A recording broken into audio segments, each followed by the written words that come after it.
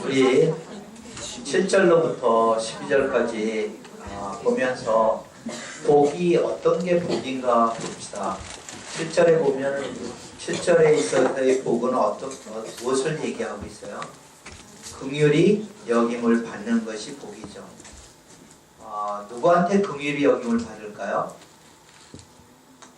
이거는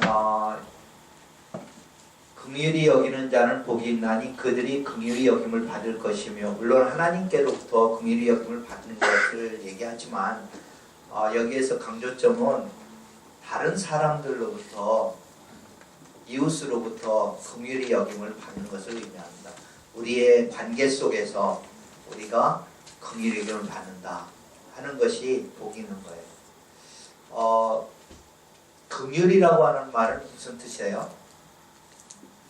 불쌍히 여기다, 불쌍히 여김을 받는 것이에요. 내가 어떻게 불쌍히 여김을 받는 것, 그것이 복이 되는가? 왜 그럴까요? 우리는 다 죄인이기 때문에 그래요. 여기 이제 마음이 가난한 자는, 심령이 가난한 자는 복이 있나니, 이의 그 상태가 바로 우리에게 무엇을 요청하느냐 하면은 긍휼히 여김을 받을 것을 요청하고 있습니다. 우리는 마음이 가난하다는 것은 사실 내가 죄인임을 깨닫는 게 마음이 가난한 상태 아니겠어요? 나는 의인이다. 그러면 마음이 가난하지 않죠. 내가 마음이 가난하다는 것은 내가 죄인임을 자각하고 한시도 잊지 않고 사는 그러한 상태가 심령이 가난한 상태인데, 그러한 사람에게 다가오는 것은 이제 내가 긍휼히 여김을 받아야 될 존재임을 얘기하고 있는 거예요. 내가 하나님 앞에 불쌍히 여김을 받아야 되는 동시에 나는 여러분에게 불쌍히 여김을 받아야죠. 나는 의인이 아니니까, 나는 완전하지 않으니까, 나는 실수할 수 있으니까, 그렇기 때문에 내가 다른 사람으로부터 불쌍히 여김을 받아야 돼요. 어떤 사람은 완벽주의자를 많이 보게 됩니다. 완벽주의자를 보게 되면은 다른 사람에 대해서도 전혀 긍휼함이 없어요. 뭔가 한 가지 실수를 하면은 그걸 붙잡고 계속 공격하고 가만두려고 하지 않죠. 자기가 완벽주의자이기 때문에 그래. 근데 우리에게는 정말 자기 자신에 대해서도 하나님 앞에서 심령이 가난할 뿐만 아니라 다른 사람에게 대해서도 우리가 불쌍히 여길 줄 알아야 돼요. 다른 사람에 대해서 불쌍히 여겨야 돼요. 왜냐하면 내가 불쌍히 여김을 받아야 될 존재이기 때문에 그래요. 항상 이 불쌍히 여긴다고 하는 것을 좀 더 생각을 해보면은 용서하는 마음, 넓은 마음이 필요한 거예요. 우리한테 관용하는 마음, 다른 사람의 허물을 바라볼 때 역지사지하는 거예요. 나도 저런 허물이 있지. 다른 사람의 허물을 보면서 그 사람의 허물을 통해서 자기 자신을 바라보는 자는 복이 있는 사람이에요. 내가 긍휼히 여김을 받을 수가 있습니다. 하나님으로부터도 긍휼히 여김을 받고, 동시에 다른 사람으로부터도 늘 허물의 사함을 받을 수 있고, 허물을 덮어주는 사람이 허물의 사함을 받을 수가 있는 사람이에요. 허물을 들춰내고, 다른 사람의 허물을 들춰내고 불쌍히 여기지 않는 사람은 역시 그 똑같은 자태로 자기도 심판을 받고 정죄함을 받을 수밖에 없습니다. 그러니까 여러분들이 좀 넓은 마음을 가지고 다른 사람의 허물을 용서해 주면 좋겠어요. 한번 생각을 해봅시다. 혹시 여러분의 부모님이나 또 여러분의 가까운 친구나 누가 있을 때 여러분들은 허물을 이렇게 끄집어내고 있는 사람이에요? 아니면 여러분들은 그 친구나 부모님이나 선생님이나의 허물을 덮어주고 또 불쌍히 여기는 사람입니까? 한번 생각을 해보세요. 예수님께서는 우리에게 뭐라고 말씀하시냐면 긍휼히 여기는 자는 복이 있나니 저희가 긍휼히 여김을 받을 것이다. 여러분들이 긍휼을 여김을 받으려면은 다른 사람에게 긍휼히 여기는 그런 마음이 필요한 거예요. 저는 처음에 옛날에는 다른 사람들을 긍휼히 여긴다 이런 걸 잘 몰랐었어요. 저도 좀 이렇게 완벽주의자는 아니지만 대체적으로 이제 정리정돈을 잘하는 성격이고 뭔가 이게 어질러져 있으면은 불안한 성격인데 그래가지고 다른 사람들의 그 흐트러진 모습을 보면은 좀 왜 저렇게 하지 그렇게 생각을 했었어요. 불쌍히 여기는 마음이 별로 없었습니다. 나이가 들어가니까 이제 다 불쌍히 여기는 마음이 생기더라고요. 저는 여러분들의 현재의 모습을 보고 여러분들을 이렇게 대하지를 않습니다. 여러분들이 변화되어서 그리스도의 장성한 분량에 이를 것을 기대하면서 또 그렇게 믿으면서 여러분들을 바라보니까 여러분들을 정말 이렇게 긍휼히 볼 수가 있는 것 같아요. 나의 20대는 어땠? 아마 이런 생각을 해요. 나의 20대는 여러분보다 못했지. 나의 30대도 여러분보다 못했지. 라고 생각하니까 여러분들이 너무나 귀하게 되는 거예요. 불쌍히 여기면은 마음이 너그러워지고 오래 참을 수가 있고 모든 것들이 참 귀하게 보입니다. 정죄하고 심판하는 것이 아니라 긍휼히 여겨야 돼요. 용서하고 용납하고 그런 마음이 필요합니다. 두 번째, 여기 보면은 마음이 청결한 자는 복이 있나니 그들이 하나님을 볼 것이며 하나님을 보는 게 복이에요. 하나님을 보는 게 복입니다. 어떻게 하나님을 본다고 하는 것은 무엇을 의미할까요? 여러분 하나님 볼 수 있어요? 아무도 하나님을 본 사람이 없어요. 성경 속에서 아마 하나님을 직접 본 사람은 모세? 모세가 하나님을 봤다고 그러고 아브라함도 하나님의 천사를 만났다고 그러니까 하나님을 봤고 그리고 뭐 누가 봤을까요? 아담. 아담도 봤겠죠. 아담도 봤습니다. 별로 많지가 않아요. 하나님을 직접 본 사람들은 많지가 않습니다.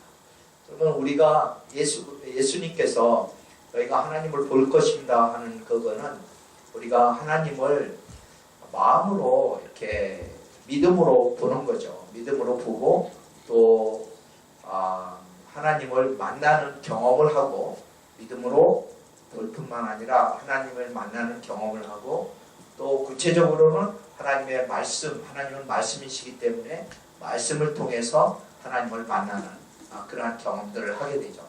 그러려면은 어떻게 우리가 하나님을 볼 수가 있느냐? 마음이 깨끗해야 된다. 청결하다. 깨끗한 마음이에요. 깨끗한 마음. 마음이 어떻게 하면 깨끗해질 수 있을까요? 매일 닦아요? 할 수가 없죠. 마음을 깨끗하게 하는 방법은 뭐가 좋을 것 같아요? 회개해야 돼요. 맞아요. 회개하면은 마음이 깨끗해집니다. 우리가 이런 경험을 많이 했을 거예요, 여러분도. 막 울고, 어떤 일로 울고 나면은 자기 마음이 너무 갑자기 슬퍼져가지고 울고 나면은 마음이 좀 시원하고 깨끗해진 것 같은 느낌이 들지 않아요? 그리고 회개했을 때도 역시 마찬가지죠. 죄를 회개했을 때도 마음이 깨끗해지는 걸 느끼게 됩니다. 다른 사람을 향해서도 우리가 긍휼한 마음을 품고 다른 사람을 향해서 울 수 있을 때 우리는 마음이 깨끗해지는 것을 또 느끼게 돼요. 다른 사람을 향해서 불쌍히 여기고 울어본 적이 있어요? 그런 때가 있었을 거예요. 그렇게 됐을 때 여러분들은 여러분의 마음이 너무나 깨끗하고 순수하고 때묻지 않은 그런 것을 보게 됩니다. 우리의 마음을 그러면 깨끗하게 하지 못하는 그러한 것들은 무엇이 있을까요? 왜 우리 마음이 깨끗하지 않을까요? 그것은 우리 안에 탐심이 가득하기 때문에 깨끗하지가 못해요. 우리 안에 탐욕과 탐심이 가득 차면은 우리가 마음의 눈이 가려져서 사물을 순수하게 있는 그대로 볼 수가 없습니다. 다른 사람도 그대로 볼 수가 없어요. 자기의 욕심의 눈을 가지고 사물을 보기 때문에 절대로 깨끗한 마음으로 다른 사람을 볼 수 없고, 하나님의 형상과 모양대로 지음을 받은 다른 사람을 그 있는 모습 그대로 볼 수가 없어요. 하나님을 볼 수 없을 뿐만 아니라 하나님의 형상과 모양대로 지음 받은 사람의 진짜 그 모습을 우리가 볼 수가 없어요. 이건 복이 아니에요. 정말 우리의 진정한 복은 하나님을 볼 뿐만 아니라 하나님의 형상과 모양대로 지음받은 다른 사람을 그렇게 원래의 모습대로 볼 수 있는 사람, 믿음의 눈으로 그렇게 바라볼 수 있는 사람. 아, 저 사람이 그리스도의 장성한 분량에 이를 거야 라고 믿음을 가지고 볼 수 있는 사람.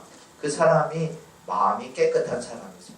자기의 욕심을 가지고 다른 사람을 본다든지 사물을 평가한다든지 그런 것이 아니라 욕심을 다 내려놓고 정말로 있는 모습 그대로 볼 수 있는 것은 그 사람 첫 번째로 긍휼히 여길 때 가능한 거예요.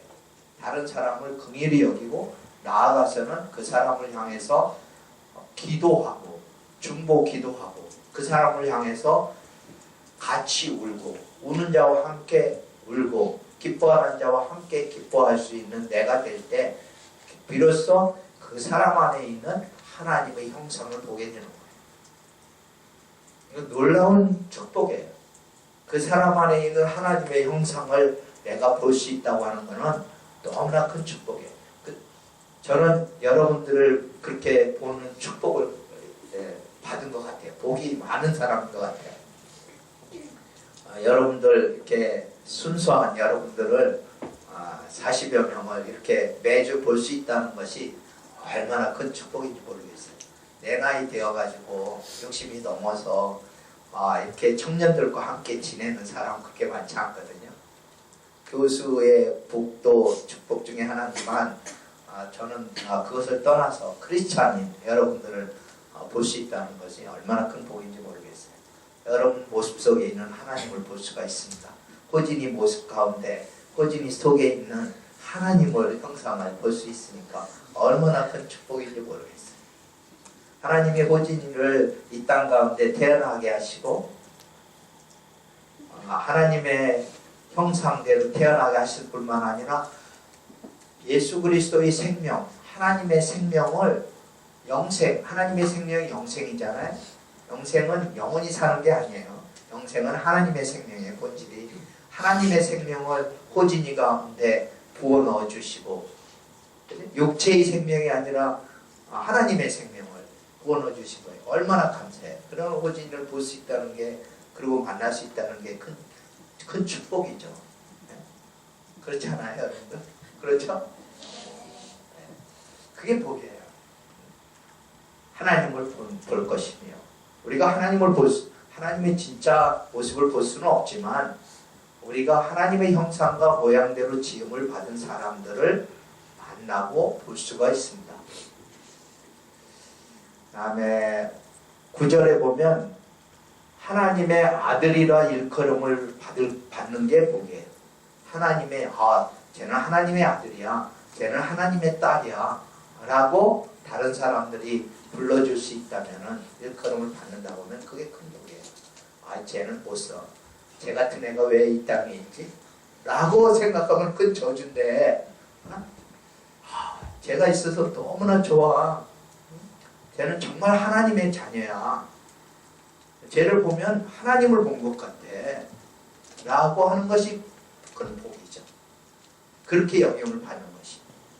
여러분들이 부모님한테 내가 있어서 참 좋다, 너는 나의 자녀이기 전에 하나님의 자녀야 라는 그러한 소리를 듣고 그렇게 또 대우를 받고 살 수 있다면 얼마나 큰 축복인 거예요.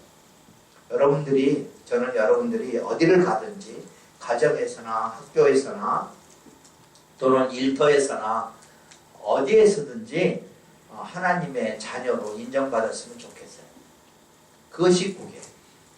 저 사람은 크리스찬이야, 저 사람은 하나님의 딸이야, 하나님의 아들이야. 그렇기 때문에 우리하고 달라. 우리하고 달라. 구별된 거죠. 하나님의 자녀로 인정받는. 그게 큰 축복이에요. 요즘은 세태가 많이 바뀌어가지고 학교에서 내가 크리스찬이라고 이야기하는 것이 부끄러운 상황이라고 그래요. 그래가지고 담대하게 나는 크리스찬입니다 라고 얘기를 못한다고 그래요. 저는 그것을 복이 아니라고 생각합니다. 오히려 다른 사람들이 나를 보면서 쟤는 크리스찬이야. 그런데 너무나 내가 닮고 싶어. 우리하고 달라. 나하고 다른 것은 제가 하나님의 아들, 딸이기 때문이야. 크리스찬이기 때문이야. 라고 인정받을 수 있다면 이게 얼마나 큰 축복이에요. 그렇게 인정받기 어렵잖아요. 그것이 복입니다. 저는 이름이 장로라서 내가 크리스찬 아니라고 얘기해도 다들 크리스찬인 줄 알아요. 저는 첫 강의 시간에 들어가면은 첫 번째 이름 소개할 때 이름을 이제 말을 합니다. 그리고 이제 손바닥 장자에 논나라 로자, 나라를 장악하고 다스리라, 나라를 통치하라 라는 뜻인데 사실 크리스찬이다, 교회에서도 장로다, 그런 얘기를 합니다. 그리고 이제 이 땅에 내 나라는 이 땅에 속한 나라가 아니라서 내가 다스리는 것을 포기를 하고 안 하고 나는 하나님 나라에 속한 사람이다 라고 얘기를 해요. 그러면서 이제 한 학기 동안에 내가 이제 75분 수업을 하면, 한 시간에 75분 수업을 하면은 10분의 1을 띄어서 7분 정도는 인생 경영에 대해서 얘기를 하겠다. 경영학만 배우는 것이 아니라 인생 경영에 대해서 이야기를 할 텐데 7분 동안 그 얘기 듣기 싫으면은 수강 신청 안 해도 된다. 정정 기간이 있으니까 얼마든지 해라. 근데 아무도 나가는 사람 없어. 그리고 첫 시간에 인생 경영 얘기를 합니다. 어떻게 경영을 하려면 첫째, 목적이 분명해야 된다. 목표를 정하는 것. 그리고 인생을 목표가 뭐냐? 너는 왜 사냐? 라고부터 질문하기 시작하는 거예요. 사는 목적이 뭐냐? 그러면서 가장 중요한 것에 대해서 좀 얘기를 하기 시작해요. 시리즈 죠. 그래, 내가 크리스찬인 건 다 알아요. 우리 고려대학교에서 내가 크리스찬인, 나를 아는 사람 중에 내가 크리스찬인 거를 모르는 사람 한 사람도 없어요. 근데 이렇게 경영대학에만 해도 크리스찬 교수들이 꽤 있는데, 어떤 사람은 자기가 크리스찬인 것을 드러내려는 것을 부끄러워하거나 꺼려하는 사람들을 많이 보게 됩니다. 그거는 저는 이원론적인 삶을 살고 있다고 생각해요. 교회에서만 크리스찬이고 학교에서는 크리스찬이 아니잖아요. 일부러 숨기려고 그러는 거예요. 왜 숨겨요 그걸? 전혀 그렇게 할 필요가 없잖아요. 때로는 내가 허물이 많기 때문에 나의 허물로 인해서 예수님께 누가 될까봐 그 얘기를 안 한다고 그렇게 생각하는 사람도 있어요. 그건 잘못된 생각이라고 저는 생각해요. 모든 사람이 다 허물이 있죠. 모든 사람이 다 부족하죠. 그렇기 때문에 더욱더 예수 그리스도가 필요한 거죠. 그렇기 때문에 내가 제사함을 받고 크리스찬이 되었다는 사실을 담대하게 얘기할 수 있어야죠. 그래서 여러분들이 어느 자리에서나 하나님의 아들이라 일컬음을 받는 것을 주저하지 마세요. 그것이 복입니다. 내가 크리스찬이라고 인정받고 담대하게 얘기할 수 있는 것이, 그것이 복인 거예요. 그런데 중요한 게 있어요.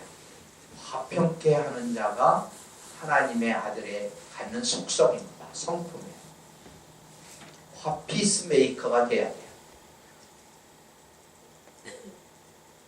원망과 불평과 분쟁과 다툼이 있는 곳에 항상 피스메이커의 역할을 한다고 하면은 여러분들이 크리스찬임을 나타내는 하나의 표현입니다. 예수님이 하나님과 우리 사이에 그 막힌 담을 허시고, 그 막힌 담은 뭐였어요? 죄의 담이었죠. 그 하나님과 우리 사이에 원수된 것들을, 죄로 말미암아 원수된 것을 다 허물으시고 우리를 화평케 하신 분이 예수 그리스도잖아요. 우리 안에 정말 예수 그리스도가 우리를 다스리고 계시다면은 우리는 분쟁이 있는 자리마다, 다툼이 있는 자리마다 우리는 화평을 선포하는 사람이 되어야 되겠죠. 어떤 사람은 그 반대로 오히려 다른 사람을 싸움 붙이는 사람이 있다고 하면 전혀 그거는 하나님의 아들이 아니죠. 내가 가는 곳마다 화평을 심는 사람, 그 사람이 하나님의 아들입니다. 그 다음에 마지막, 의를 위하여 박해를 받는 자는 복이 있나니 천국이 그들의 것입니다. 천국을 소유하고 있는 것이 축복인 거예요. 천국이 그들의 것입니다. 여러분 안에 천국이 있습니까? 천국이 있는 거예요? 있어요? 지금 형님 천국이 있는 거예요. 천국은 뭐예요? 하나님의 통치잖아요. 하나님이 우리를 다스리는 것이 바로 천국입니다. 내가 나의 주인이 되지 않고 하나님이 나를 다스리는 분 계시다면 내 안에 천국이 있는 거예요. 그건 구체적으로 하나님의 말씀이 나를 다스리는 것이고, 나의 욕심이 나를 다스리는 것이 아니라 말씀이 나를 다스리는 것이고, 두 번째는 성령께서 나를 다스리는 거예요. 말씀과 성령이 나를 다스릴 때 내가 내 안에 천국을 소유하고 있는 거죠. 근데 24시간을 여러분을 이렇게 생각을 해보세요. 24시간. 24시간 중에 과연 내가 나의 주인인가? 아니면 하나님이 정말 나의 주인이 되어서 나를 다스리는 시간을 가지고 있는가? 24시간 중에 몇 시간 정도 여러분이 천국을 경험하고 있습니까? 하나님이 주인이심을 경험하고 사는지 모르겠어요. 저는 무시로 하나님과 대화하고, 성령을 통해서 무시로 하나님과 대화하고, 모든 의사결정 순간마다, 생각의 순간마다 잠시라도 1초라도 기도하면서 행동하는 사람은 하나님의 다스림을 받기에 적합하다고 생각해요. 그지 않고 의사결정할 때 자기 생각대로, 자기 또는 경험대로 옛날에 이렇게 했으니까 그렇게 하는 사람은 하나님과 무관한 삶을 살 확률이 높은 거예요. 어떤 의사결정을 하든 작은든 크든지 간에 어디를 가야 하든지 누구를 만나야 할 것인가, 그럴 때마다 항상 기도로 성령님의 인도하심을 받고, 또 하나님의 때로는 말씀을 통해서 인도하심을 받고, 이렇게 하는 사람이 천국을 소유한 사람이에요. 하나님의 통치가 그 안에 있는 사람입니다. 천국은 여기 있다 저기 있다 할 것이 아니라 너희 안에 있다고 하신 그 말씀을 우리가 알아야 돼요. 우리의 심령 가운데 이루어지는 심령 천국을 매일매일 소유하고 그것을 경험하는 사람, 그 사람이 복이 있는 사람이에요. 자기가 자기 삶의 왕이 아니라 예수 그리스도가 우리의 삶의 왕으로서 날마다 우리를 지배하는 그러한 상황 가운데에서 살아가는 사람, 그 사람이 정말 복이 있는 사람이에요. 내가 나의 왕 되는 순간 나는 정말 이게 복이 아닌 것, 저주인 것을 알게 돼요. 그 삶은 행복한 삶이 아닙니다. 이 비밀을 알 수 있는지 모르겠어요. 내가 이게 크리스찬이 아닌 사람들은 이 말이 무슨 뜻인지 모르겠죠. 내가 나의 삶의 주인이 아니고 다른 사람이 나의 삶의 주인이 된다. 그것도 하나님이 나를 다스린다 하는 사실을 어떻게 넌 크리스찬이 알아들을 수 있을까? 그러니까 이거는 우리가 정말 복인 거예요. 우리는 정말 복 있는 사람들입니다. 하나님이 왕되는 삶을 사는 것. 그러려면 어떻게 해야 돼요? 그런 거를 경험하는 거는 의를 위해서 박해를 받을 수 있어야 되는 거예요. 의를 위해서 박해를 받아야 돼요. 나를 첫째는 의는 예수 그리스도잖아요. 예수 그리스도를 위해서 박해를 받고 있습니까? 라고 묻고 싶어요. 예수 그리스도를 위해서 박해를 받고 있습니까? 네, 좀 부끄럽죠. 나는 예수 그리스도를 위해서 받는 고난이 뭐가 있는가? 예수 그리스도를 위해서 고난을 받는 것이 복인 거예요. 예수 그리스도를 위해서 고난을 받는 게 복입니다. 어떤 고난을 받고 있습니까? 아침에 일찍 일어나서 토요일날 오는 거. 이것도 일종의 고난이죠. 예수 그리스도를 위해서 복음을 전하는 일에 고난을 받는 거. 정말 때를 얻든지 못 얻든지 언제나 내가 그리스도를 위해서 복음을 전하리라 하는 그것이 그런 마음을 가지고 복음 때문에 받는 고난, 그건 정말 큰 축복입니다. 초대교회에 우리의 믿음의 선진들은 다 그런 복음 때문에 고난을 받고 또 죽임을 당하고 또 채찍에 맞고 그랬었어요. 근데 오늘날은 그런 고난이 없는 것 같아요. 여러분들이 예수 믿는다고 해서 여러분들이 감옥에 갑니까? 예수 믿는다고 해서 채찍에 맞습니까? 예수 믿는다고 해서 집안에서 이렇게 파문을 당합니까? 그것도 아니잖아요. 예전에는 우리의 믿음의 선배들은 그랬었어요. 우리나라에서도 그랬어요. 우리나라에서도 예수 믿으면은 호적에서 판다, 나가라, 그래가지고 쫓김 당하고 그런 때가 있었어요. 근데 요즘은 그렇지가 않잖아요.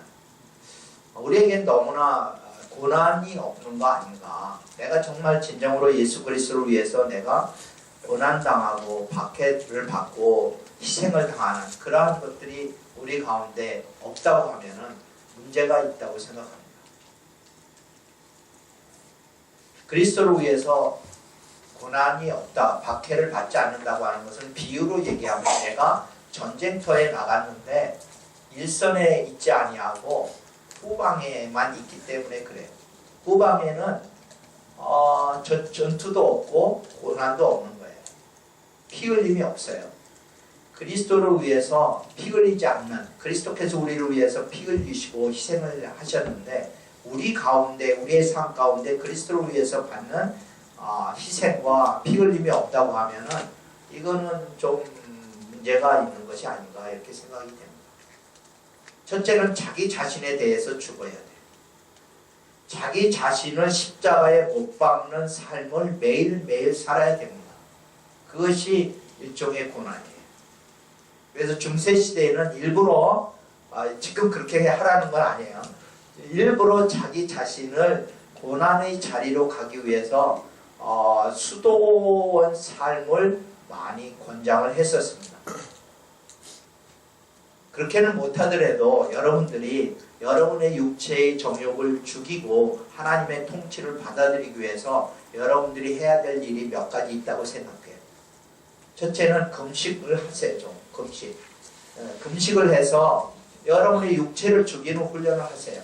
이 팔팔한 청춘 때에 여러분 육체 가운데 다가오는 시시각각으로 다가오는 이런 육체의 정욕들을 이렇게 이렇게 던지고 여러분이 그 내 정욕의 종이 아니라고 하는 것 사실을 선포하면서 이길 수 있는 방법 중에 하나가 금식이에요.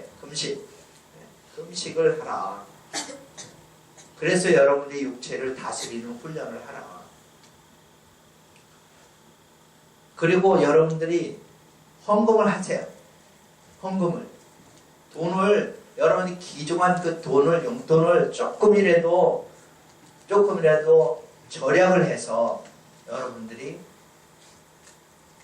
커피 한 3잔 마실 거 한 잔만 마시면서라도 그거를 절약을 해서 선한 일에 여러분들이 구제하는 일이라든지 다른 사람을 위해서 쓰는 일을 하세요. 헌금을 하고 구제를 하고 그런 것이 여러분들이 고난이지 일종의 여러분들이 할 수 있는 고난 아니겠어요?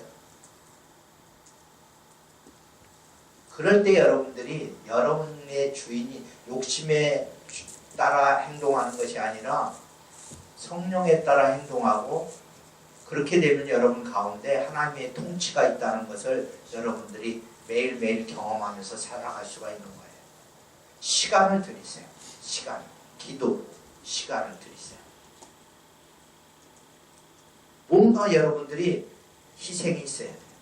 그럴 때 하나님의 통치를 경험하게 됩니다. 기도하겠습니다.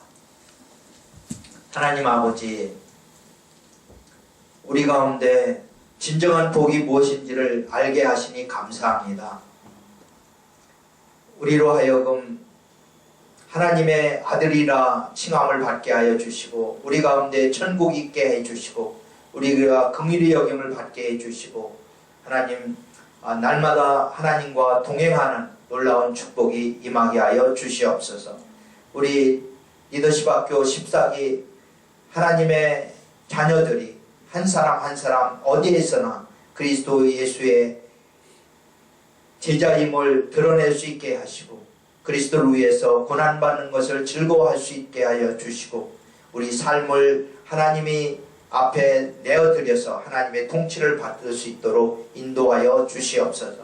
오늘 이 시간이 오늘 하루가 하나님께서 우리와 함께 하시는 천국을 경험하는 시간 되게 하여 주시옵소서. 예수 그리스도 이름으로 기도합니다. 아멘.